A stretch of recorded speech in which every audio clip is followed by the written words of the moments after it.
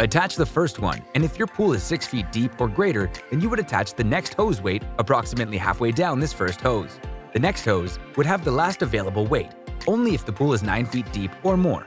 The calculation on the weights needed is based on every 3 feet of depth in your pool. We include weights to cover you for up to 9 feet in depth. However, if you have a 12-foot depth or more, you would need to purchase additional weights separately, which are readily available online or at pool supply stores. Each weight placed should be sitting in the middle of their own hoses in succession.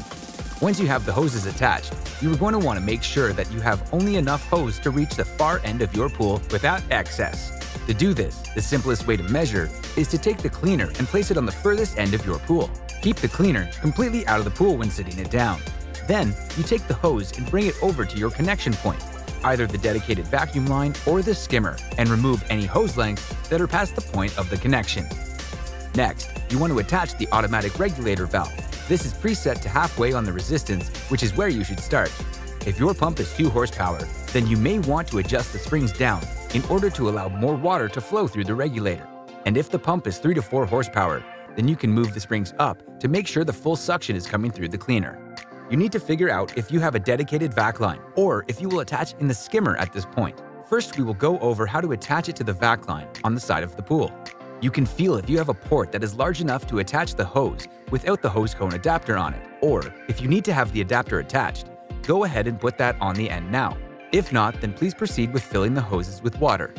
There is 2 ways to fill with water, either by sticking the cleaner into the water and pushing the hose a small amount at a time into the water until you see water filled up to the end of the hose. Or, if you want it to go a little faster, stick the hose over the return line where water comes back into your pool with the pump running, and then the lines will quickly fill with water. This prevents too much air from sucking into your pump. Once the lines are filled, you can insert the cleaner into the vac line and turn the pump on if it is not already. In order to insert it into the skimmer, you want to attach the hose cone adapter on the end. This is required for this assembly either way. Remove the skimmer cover and basket and feed the hose on the skimmer port on the pool where the water pulls in. Insert the cleaner into the piping inside the skimmer. Last step is only if you have an older pool where the water flow isn't regulated by the return line. The eyeball diverter that is included is used to change the flow of water back into the pool.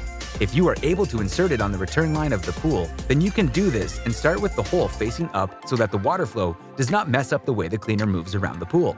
At this time, you should be able to turn on your pump, and the cleaner should start to vibrate. If you notice anything moving slowly or not moving at all, then please check our troubleshooting video for more help with the adjustments that can be made to get your cleaner working in the most ideal way. Thank you for your purchase. Here's how to use your Dolphin power supply to schedule cleaning for the week ahead. Once the power supply is plugged in and turned on, press the weekly timer button to choose a cleaning schedule. Press once to schedule one cleaning cycle per day for 7 days, twice to schedule a cleaning cycle every other day, and 3 times to schedule a cleaning cycle every 3rd day.